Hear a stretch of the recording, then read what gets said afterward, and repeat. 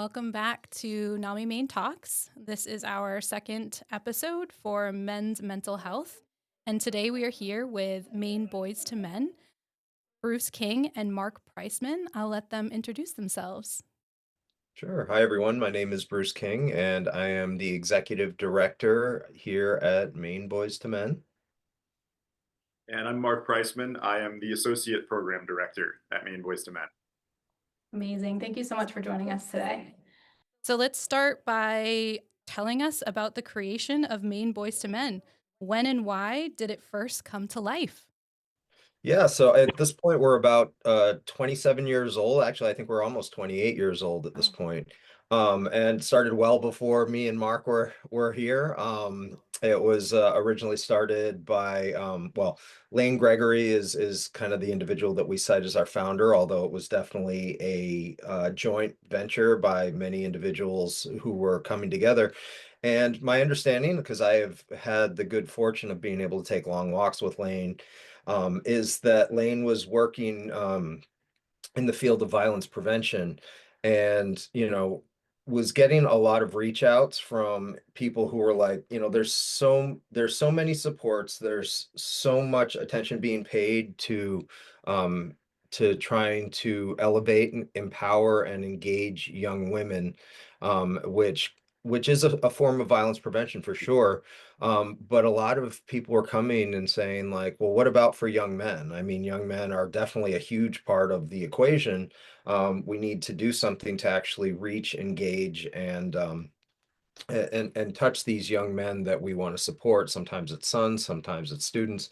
And so they started a conference, and it was a conference that served young men. It was really around asset building, and they did it once a year at USM. And I think they did it for, several years before they started switching forms into other types of programming. But initially, that's how we started, and then we continued to evolve from there. And you were talking briefly about some of the schools that you're currently working with. Would you mind sharing a little bit more information about some of the programming that you're doing in schools currently? Yeah, I'm happy to do that. So I would say kind of the core of our current programming is what we call our Reducing Sexism and Violence Program, or RSVP. And it was created through a grant from the Department of Justice, Office of Violence Against Women. I believe that was over a decade ago when it was a series of grants that we received that allowed us to establish and eventually expand that curriculum. But our middle school programming is kind of the core of our programming, in that it's the program that we run the most frequently. And it is in the school with middle school boys specifically. So usually between sixth and eighth grade. I would say seventh or eighth grade are the most common grades we work with. And it's in the classroom. It's not an assembly. And it's with groups of, up to about 20 boys. We like to keep it conversational and a classroom environment, like sitting in a circle. And it's a 4-module curriculum that starts with talking about gender stereotypes, and then empathy and consent, then moving into masculinity and what we call narrow masculinity, which is a term that we use instead of toxic masculinity. We prefer the term narrow, and that what we're trying to do is really expand what is culturally acceptable in terms of masculinity, as opposed to changing what is considered masculine. And then the fourth module is upstander intervention. And empowering the boys that we work with to be able to recognize when harmful beliefs and language are being used, and how to interrupt those situations before they lead to a place of violence. So that's the arc of the curriculum. We also do high school workshops with students of all genders. And then we also have a variety of programs for adults as well. Amazing. Yeah, actually, I was going to bring that up. You have some workshops and boot camps that you do for new dads as well, correct? Yes, that's actually how I first got involved with Maine Boys to Men. When I was Awesome. expecting my first child in 2018, I took a boot camp for new dads class, which I didn't know was a Maine Boys to Men program, because it was just listed among the birthing classes at Maine Medical Center, where my wife gave birth. So it is actually a hybrid of a Maine Boys to Men program and also a national curriculum by an organization called Dad's Adventure. But it's a 1 day, 3.5 hour workshop where a group of men, expectant fathers, get to just kind of sit and ask questions and learn some basic, skills and techniques about parenting. But also, really, the most valuable part is that a what we call a veteran dad comes in, and it's a dad with an infant, usually in the 0 to 6 month range, who's there to answer a lot of the questions and also kind of demonstrate some of the things we're talking about with their baby in the room. And the magic of that class is that the participants turn into the vet dads, in a very short amount of time. And they always, a lot of them come back. That's what I did. I came back with my daughter when she was 3 months old, and I got to be the vet dad. And just continuing that cycle and having those conversations, to me, was a really valuable experience. And we run that monthly in Portland. Amazing. I love that full circle moment.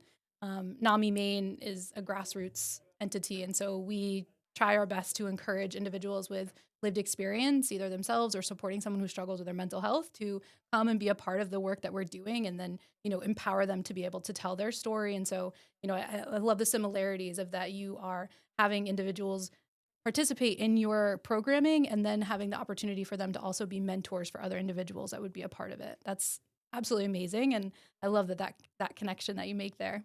Y'all do amazing work too, by the way. I'm well acquainted with NAMI and the work that y'all do in the community, so thank you for all of that. Oh, thank you so much. We appreciate that. I love that we are able to make these community connections, not only know about the amazing work that we all are doing, but also connect and know, who are the individuals that are actually a part of the organization, and how can we strengthen our community collaborations to ultimately support Mainers? Because we have our lane of mental health, but ultimately we know that it connects to every piece, right? Um, you were talking about violence prevention, and we know that some of the social norms and standards that come about for young men are things like cry and brush the dirt off your knees, and being strong means that you aren't having emotions, or you don't get to express how you're feeling. And so I would love if you wouldn't mind just kind of talking about how are you combating that. I love that you were talking about some of the language that you're using to change those things. Are there any other tools or skills that we could provide to listeners to kind of work through anything like that they might be experiencing? Good question. Yeah, we're trying to expand our offerings right now, and we're really kind of, we're stepping back, because I think what we're recognizing is that, as I said, we're a pretty old organization. We've been around for quite a while, and we've kind of established, like, how we've approached issues, and what the issues are that we've kind of focused on. But I think one thing that we're encountering is that the modern crisis of young men is actually taking kind of a different shape than it was initially, and even maybe in the last 10 years. I think we're recognizing that with the shifts in technology, post-COVID, isolation, the expansion of what they call the manosphere, in terms of social media having a far greater presence in kind of developing the identities of young men. I think what we're recognizing is that young men are pursuing answers um, in lieu of other resources. And so I think one thing that we're identifying, and we started to identify more, is that a lot of the individuals that young people are turning to are actually sending very dangerous messages. There are several individuals that we don't need to name on here, but as I'd mentioned, it's kind of been named the manosphere, which is many male influencers, and some of them are giving some actually solid advice, but a lot of them are really offering some really detrimental approaches to life. And a lot of that includes, misogynistic views, self-denial, this whole alpha kind of mentality that you have to dominate. And so we are trying to shift a little bit of our focus to start addressing some of those things. In terms of resources, so I think it's fairly widely available, although, we definitely could connect you to a panel that we did earlier in the year. We've started to do panels on Zoom, kind of similar to this. And we did a panel in the spring around the show Adolescence, which you may be familiar with. And it was very well attended. And for those who aren't familiar with the show had a component that was really focused on how detrimental the manosphere can be towards young people. And so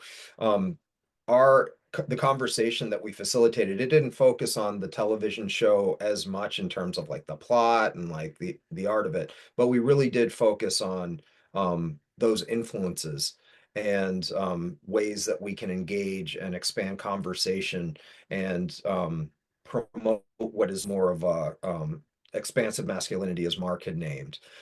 So I'd say, yeah, I'd say even just that language is a tool that we definitely promote. Just that simple idea that there's not just one way to be. Because the second that we start naming masculinity as like this very narrow identity, we move further away from the possibility of people being fully human. Yeah. And so even just approaching approaching what it means to be a man through a different lens is something that we widely promote, and we're hoping to have more conversations around that. So I'd also say to those who are paying attention to this, keep an eye out. We have another panel coming up on youth sports pretty shortly, and we're hoping to have a lot more resources like that are going to be offered to the public. Yeah, amazing. Thank you so much for sharing that. In talking about, offering healthy coping strategies and skills, what are some things that you would encourage individuals to connect with? So for instance, when we're talking about mental health, we're often talking about, getting outdoors and positive friends. And is there anything that comes to mind for you that you would advocate for young men, especially, to be connecting with? Well, I think you just named, two major sources. I think when we're looking at why young men are finding themselves online, seeking connection there, there's been a shift in how young people, congregate or don't congregate. So spending time with friends in real life, one on one, getting out together, being in person, those are definitely, those are strategies. Those are real support systems. Um, you know, Also one thing that we really promote in our RSVP program that Mark was talking about, and I know that he mentioned it briefly, is at the core of everything that we do is trying to champion empathy. So I'd say empathy is that big strategy, approaching the world through connection and a desire to see what's going on with somebody else. How do I get to who they truly are rather than how they're performing or how they may be, posturing in the world. Um, those are strategies, and also self-empathy. In that whole conversation, when we're talking about violence prevention, we need to name that violence against the self is actually probably the biggest, or at least one of the biggest issues that we're trying to tackle. And so, being able to treat yourself with a full form of empathy. And people can be like, how can you not be empathetic towards yourself? Well, self-denial is a major tenet of narrow masculinity. And that's the kind of thing that we see manifest in, addiction, we self-harm, uh, hyper risk-taking activity. And so being able to challenge those kinds of behaviors is really central.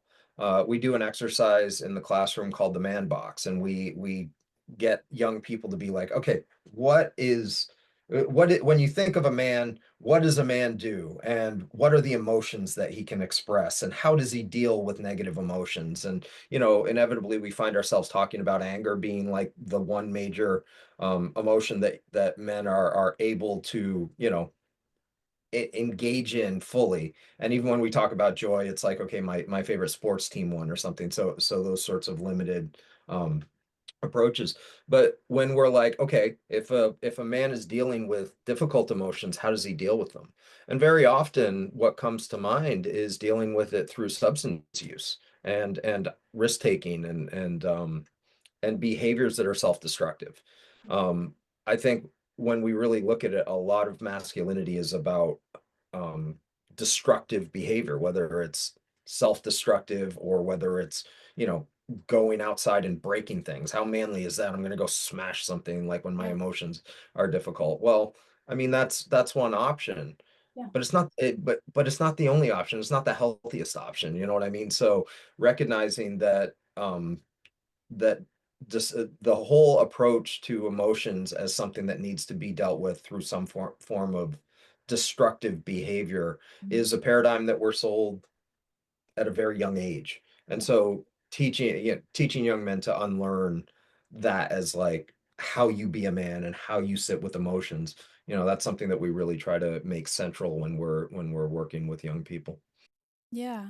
I actually took a training with Maine Boys to Men years back, and one of the activities really resonated with me. It asked the participants to think about femininity and masculinity and like what were the things that came to mind. And so many things came up, but it was what really stuck out to me was like even colors, down to colors. People were like, pink is for femininity, blue is for masculinity, and it was just kind of like I think of my own son who's 4, and I'm like, he loves the rainbow. He loves every color. And, why should he have to think so narrow, as you put it, of like, blue is the only color that I need to stick with because that's masculinity. So, I'm not saying that that's what everyone's perception is by any means, but that activity alone, it was so simple, but it showed so much of what social norms and standards come up for femininity and masculinity. So breaking that down was really profound for me. 100%. Yeah, totally. And that's why we really root a lot of our conversations and a lot of our programs in gender stereotypes because the way that the stereotypes play out, they really create entirely like opposing perceptions of the way that boys and girls are expected to be and behave at a very young age. We talked specifically about toys because this is kind of how young people learn about their gender, through play, and we're setting them up at such an early age to be in this oppositional concept of what it means to be a boy and a girl. And then as they get older, a lot of those stereotypes get reinforced and create this dominant narrative of what it means to be a man or a woman. And that really leads to these kind of power dynamics and these situations that can down the road lead to abuse and more violent crime and stuff like that. Yeah, absolutely. And so I've really loved learning more about what you all are doing. How can community members become more involved with what you all are doing? Good question. And so, as I said, we're kind of back to the drawing board, and we're working on a couple different programs that we hope will be able to, bring in the community and also engage the community. But one thing that's immediate, as I'd mentioned, and Mark, do you have the details handy for the panel that we have coming up?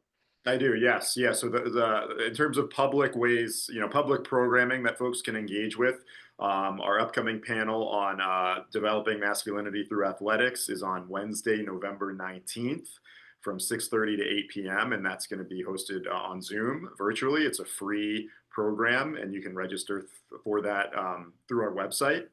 And then we also, every other month, we host a virtual 2-hour introductory workshop, which gives an overview of Maine Boys to Men, our programs, and guides participants through a couple activities to give them the experience of what one of our workshops are like. And those are also, the schedule for those are on our website as well, mainboystomen.org. Amazing. Well, before we wrap up, is there anything else that you would like to share about your organization, yourself, great things that you're doing? I guess I can just share what our general philosophy is, because maybe we haven't fully touched on it, is that, I hope that when people are approaching these topics, they're staying curious, you know. So approaching everything with curiosity, approaching social paradigms, approaching ways of being with curiosity. That's as long as you're curious, then you're able to enter spaces of empathy. So giving yourself permission, really what Maine Boys to Men is try to promote permission um to to be curious. Yeah, love that. Mark, you have anything? Yeah, I love that, Bruce. And I would add, we live in a time where people are really afraid to have difficult conversations with one another. And that's for a variety of reasons. But what I have found in a lot of our work are that people are a little bit afraid to be curious sometimes because they are worried about offending people, which is a natural concern, but it has limited people's ability to really ask some of the questions that they need answered. And it also, on the other end, people, I think there's a big undercurrent in our work of a concept of, restorative justice, and this idea that, people are fallible, and conflicts arise, but like, how can we move past that? And this idea of calling in as opposed to calling out culture. So we're really trying to call people in and give them the space and the time to engage them in conversations that have a little bit of difficulty, have more depth. And what I've found in practicing that is just like the connections you build, with the people in that space are so, incredible, and can be very deep and profound. And then people can take that out, into their own community, and the ripple effects that we hope continue to radiate outward from those rooms where we have those conversations. Amazing. Thank you so much for sharing. And thank you so much for your time today. I loved hearing more about your programming and being able to share that with the community. NAMI Maine helpful links. You can connect with our resource, Man Therapy, which is available on our website, namimaine.org. There's also our database, our online mental health database that has resources on it, and our helpline, as well as 988 for mental health crisis and support. Thank you all for watching. Thank you for joining us.